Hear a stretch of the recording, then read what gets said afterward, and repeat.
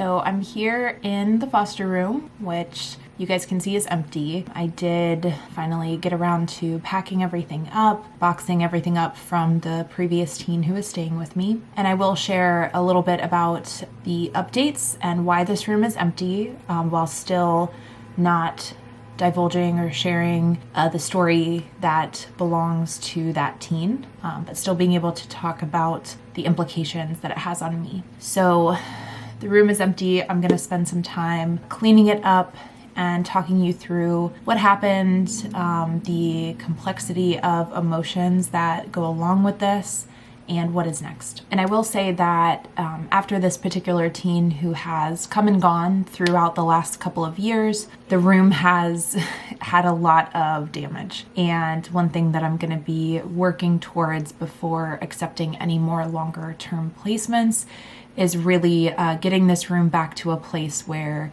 it is clean, it feels new to the kids who are gonna be coming in, because that's always important for me. And right now, there's a lot of different pieces, a lot of repairs that need to happen. I am going to be replacing all of the carpet, but this room specifically is pretty bad.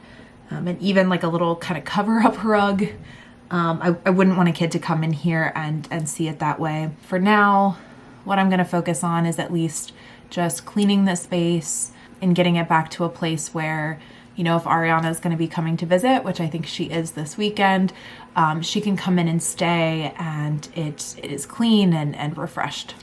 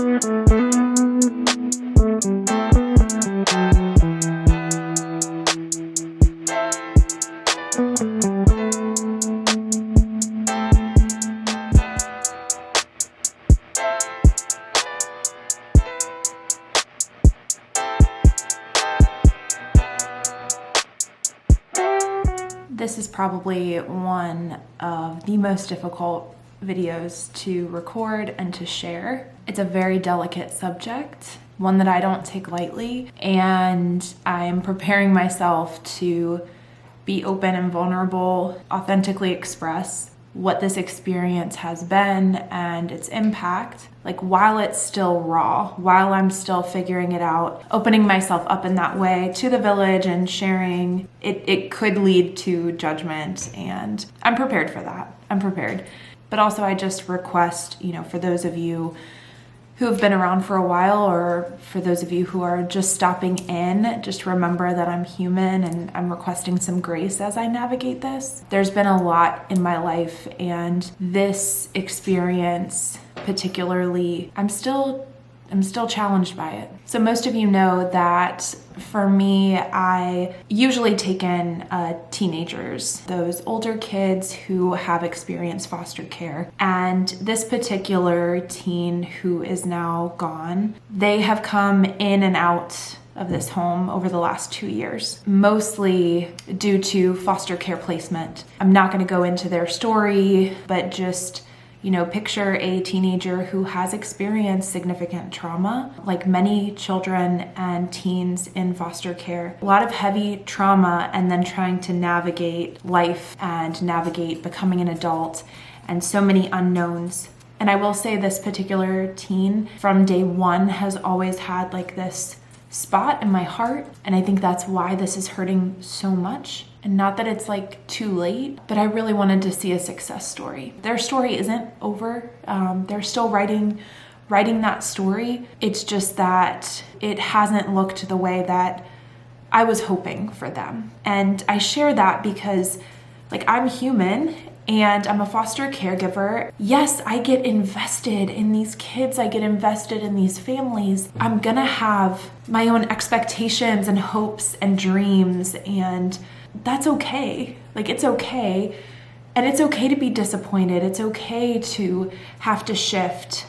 But yeah, this particular teen most recently came back. I had shared that they came back, they had aged out of the system while they were with me.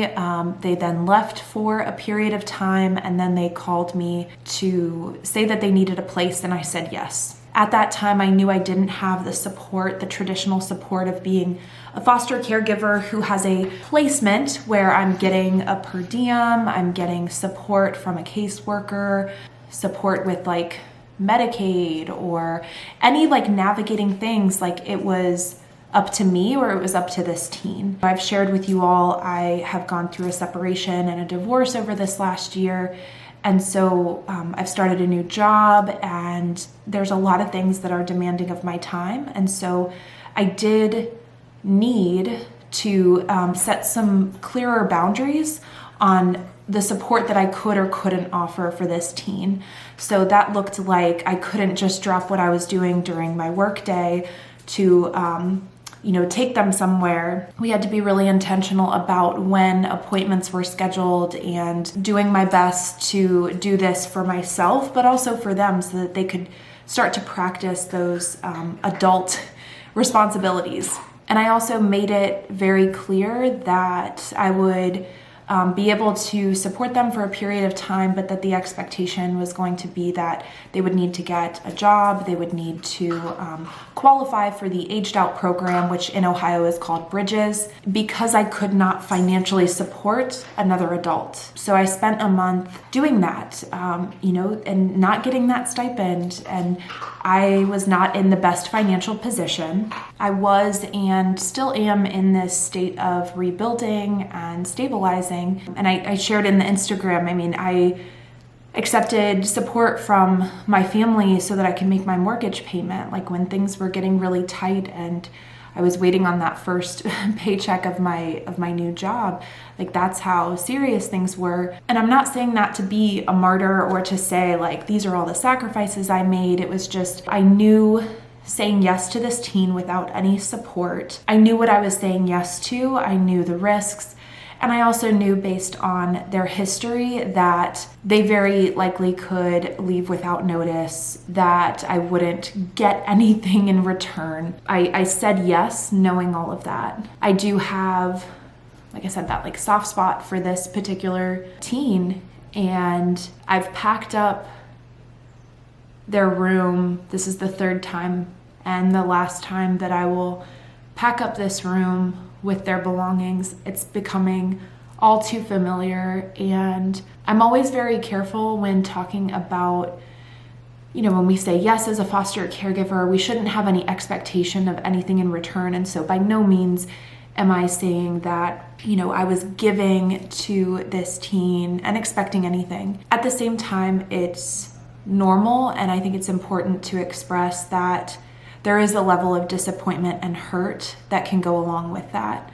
So, for example, this particular teen, we had just returned from a week-long family vacation with my sister's family. You're never gonna know with kids who come into your care, you're never always gonna have insight into what their trauma triggers are going to be. And I only can assume at this point what occurred. But when we returned from that trip, I drove all day with my two kids and the teen in the car. I think we left at 7 in the morning and got home at like 9 p.m. So it was a long day in the car, a long day of driving. That teen wanted to go to a friend's house, and that was the last time I saw her. And communication through text continued for a few days, and then it stopped very abruptly. And I share that because that's that level of very sudden and abrupt loss.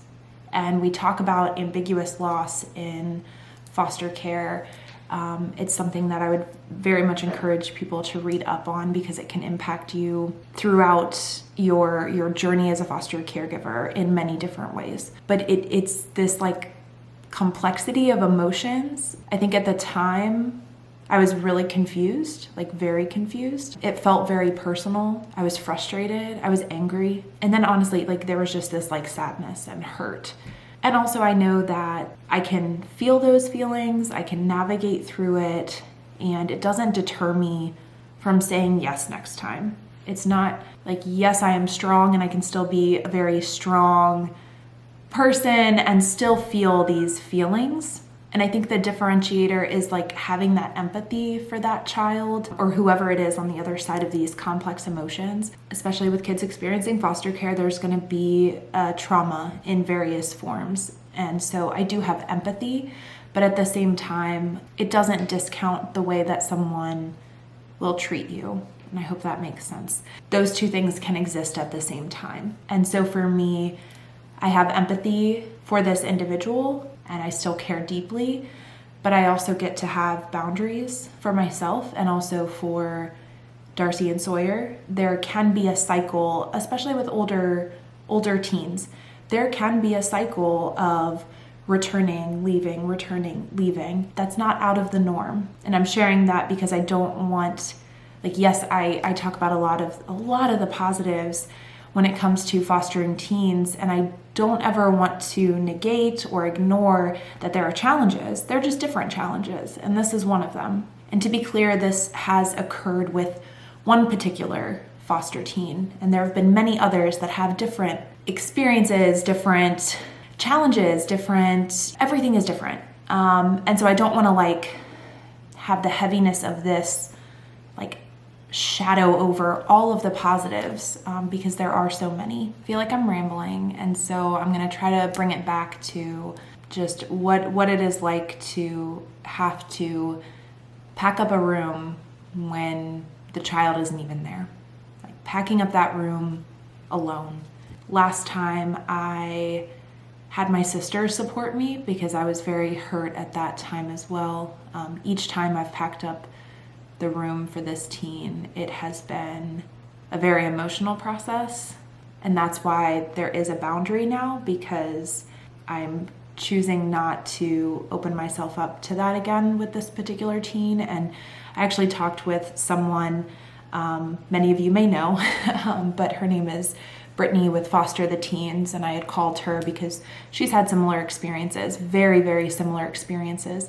And we could have an open conversation about what it's like to experience this particular cycle and the emotions that come up, and being able to have somebody validate that those emotions are going to come and they're going to go, and it doesn't make you a bad person for feeling those things. One thing that they shared that I felt was really important is that, especially with these older teens, like we are modeling for them what relationships look like, what life is like. Being a foster caregiver to older kids is a lot of just modeling and less parenting. If we continue to allow for them to treat us a certain way, it's not to say that we demand respect or that we're entitled to it, but we get to show them what a healthy boundary is and what is okay and what's not okay in how we treat people.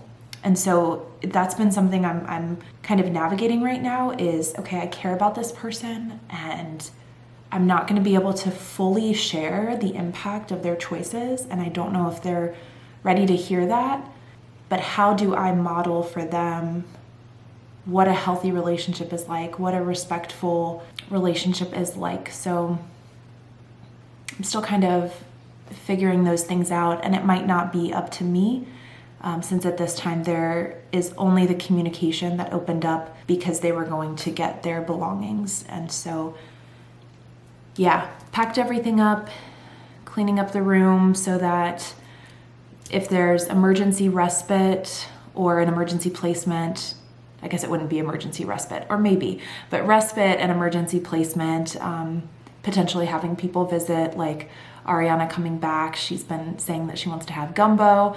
So I think that she's gonna stay and I'm gonna make her some gumbo. When it comes to longer term placements, definitely gonna do some repairs to the room before I open it up to that. Definitely needs it after this last year, and that's gonna cost a bit of money. So I get to save up and take care of those things. So I Currently, I'm not actively fostering or caregiving in that way. Still on a break, but open to those emergency situations. And I also get to talk to my caseworker because we went through the whole process of updating my home study so that it would include this adult that was now living in the home. So now I get to update my home study again. So all of that was for nothing. Yay. And that's where some of that frustration comes, because it's like there were so many things that happened, so many things that were done to accommodate this, and for all of that to feel like it's been for nothing is a bit challenging. All right, consider yourself updated on what's been going on. That's the most recent thing, the heavy thing that's been weighing on me that I've wanted to share. And so, yeah, we'll see what's next. As always, thank you for watching, and I'll see you next time.